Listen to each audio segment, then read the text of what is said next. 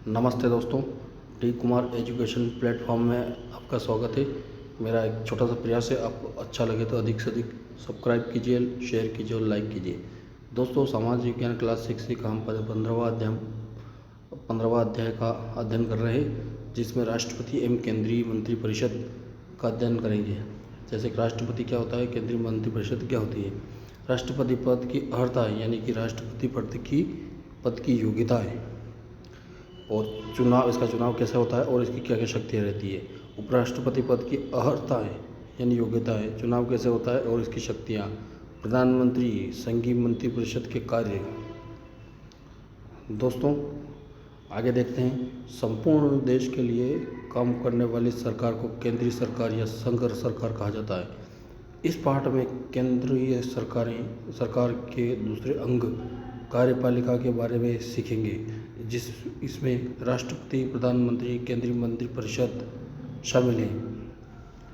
संसदीय शासन प्रणाली में दो प्रकार की कार्यप्रणाली होती है, नाम मात्र की कार्यप्रणाली एवं वास्तविक कार्यप्रणाली। नाम मात्र कार्यप्रणाली में देश का प्रधान राष्ट्रपति केवल संवैधानिक प्रधान होता है, उसकी शक्तियाँ का वास्तविक प्रयोग मंत्रिपरिषद करती है।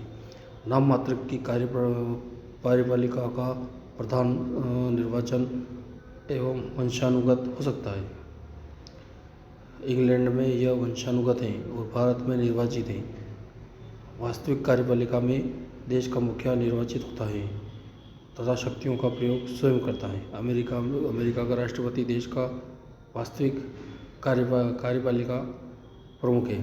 दोस्तों, इसमें कुछ चीज़ें समझाई गई हैं, जिसमें राष्ट्रपति, किसी देश में राष्ट्रपति प्रमुख होता है तो किसी देश में प्रधानमंत्री प्रमुख होता है। इस बात को इसमें समझाया गया है। जैसे कि अमेरिका में राष्ट्रपति प्रमुख होता है, वो वास्तविक कार्यपालिका प्रमुख होता है, और हमारे यहाँ प्रधानमंत्री वास्तविक कार्यपालिका होता है।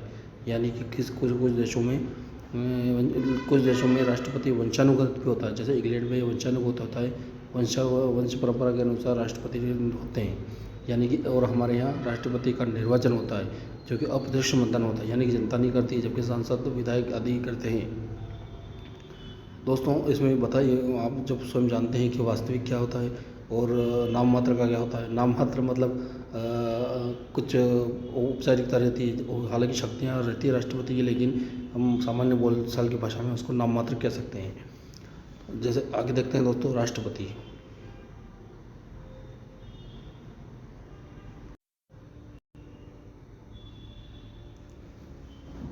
दोस्तों, राष्ट्रपति के शासन का प्रमुख होता है। राष्ट्रपति भारत के शासक का प्रमुख होता है। सरकार का समस्त कार्य राष्ट्रपति के नाम से किया जाता है एवं भारत का राष्ट्रपति बनने के लिए निम्नलिखित अर्हता होनी चाहिए, यानी कि योग्यता होनी चाहिए। वो भारत का नागरिक हो, सबसे पहला। दोस्तों, राष्ट्रपति के लिए क्या क्या योग्यता होनी चाहिए। दोस्तों, सबसे पहले वह भारत का नागरिक हो, 35 वर्ष की आयु पूरी कर चुका हो, वह लोकसभा का सदस्य चुने जाने की योग्यता रखता हो, वह किसी सरकारी लाभ के पद पर कार्यरत न हो।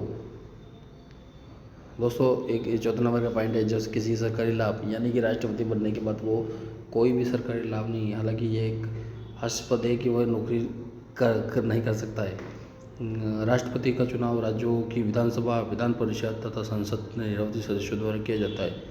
इसे अप्रत्यक्ष चुनाव प्रणाली कहते हैं। दोस्तों, अभी थोड़ी देर पहले मैंने बताया कि राष्ट्रपति का चुनाव अप्रत्यक्ष रूप से होता है, यानी कि विधानसभा, विधान परिषद, संसद आदि के रूप में करते हैं। कानून बनाने में राष्ट्रपति की प्रमुख भूमिका होती है। कोई भी विधायक तब तक कानून नहीं बनता है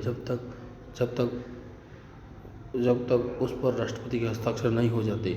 राष्ट्रपति यदि चाहे तो विधायक को पुनः विचार के लिए संसद में दोबारा लौटा सकते हैं। वे कोई सुझाव भी विधेयक में शामिल करने के लिए दे सकते हैं। यदि संसद के दोनों सदन दोबारा उसी विधेयक को पारित कर देते हैं तो राष्ट्रपति को हस्ताक्षर कर अपनी स्वीकृति प्रदान करना ही पड़ती है। मित्रों, किसी भी विधेयक को राष्ट्रपति ने संसद में दोबारा पुनर्विचार के लिए लौटा लिया, लेकिन संसद ने उसको वापस पास कर दिया, यानी कि विधेयक को पारित कर दिया, यानी कि पास कर दिया, तो राष्ट्रपति को हस्ताक्षर के लिए अपनी स्वीकृति प्रदान करना ही पड़ती है। आगे देखते हैं दोस्तों, राष्ट्रपति की शक्तियाँ। राष्ट्रपति प्रधानमंत्री को नियुक्त करते हैं, तो प्रधानमंत्री के सुझाव पर अन्य मंत्रियों की नियुक्ति भी राष्ट्रपति ये करते हैं।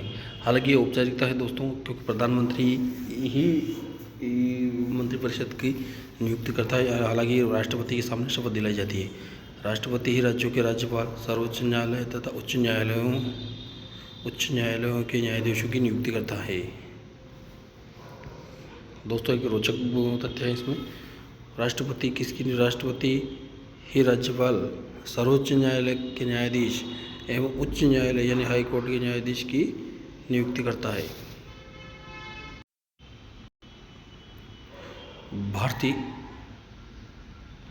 भारतीय मानव अधिकार आयोग के अध्यक्ष एवं सदस्यों की नियुक्ति भी राष्ट्रपति द्वारा की जाती है।